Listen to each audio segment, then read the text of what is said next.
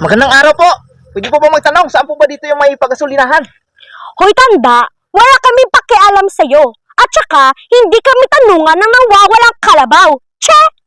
Che, umalis ka nga dito. Baw-baw mo. Nakakadire. Hoy, tanda, umalis ka nga dito.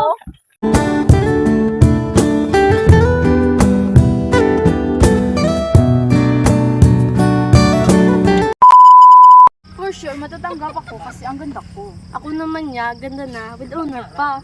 Lalo naman ako. Maganda pa, cum laude pa. Che! Manahimik nga kayo!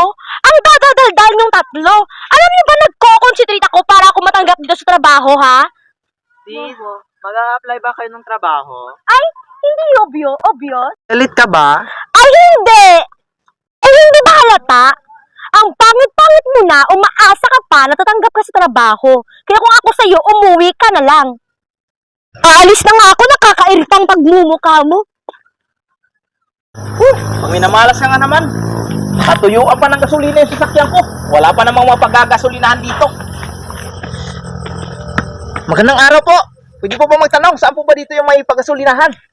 Hoy tanda, wala kaming pakialam sa'yo. At saka, hindi kami tanungan ng nawawalang kalabaw. Che! Che, umalis ka nga dito. Baw-baw mo. Nakakadire. Hoy, tanda, umalis ka nga dito. Grabe naman kayo. Nagtatanong lang naman ng tao. Grabe naman kayo, mga sama ng ugali nyo. Nagtatanong naman yung matanda. Halika dito, Manong. Tulungan kita. Sama naman ang mga ugali ng mga to. Nagtatanong lang yung tao eh. Pagod na nga ako. Maraming salamat sa iyo, iha. Okay lang yun. Tinulungan niyo yung matanda. Siguro, tatay niya yun. Kaya nga!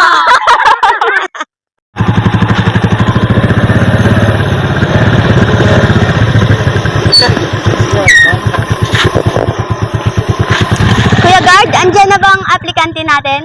Yes, ma'am. Kanina, sila dyan sa labas. Papasokin mo sila isa-isa, kuya. Sige, ma'am. Ma'am, pwede na daw kayo pumasok, sabi ni ma'am sa interview. Yes! Matatanggap na ako dito. Maganda sila at matalino. Mubra naman ang pagkabisaya mo. Siya na kayo. Ang galing kasi siya ng probinsya.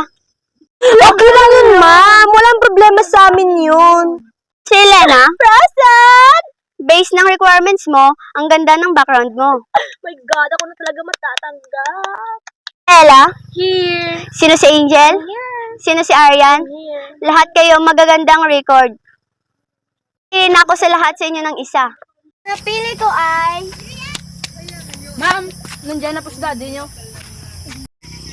Hi, Dad. Nandyan ka na pala. Ha? Ha? Tatay mo siya?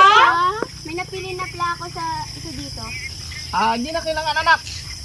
Kasi, may napili na ako.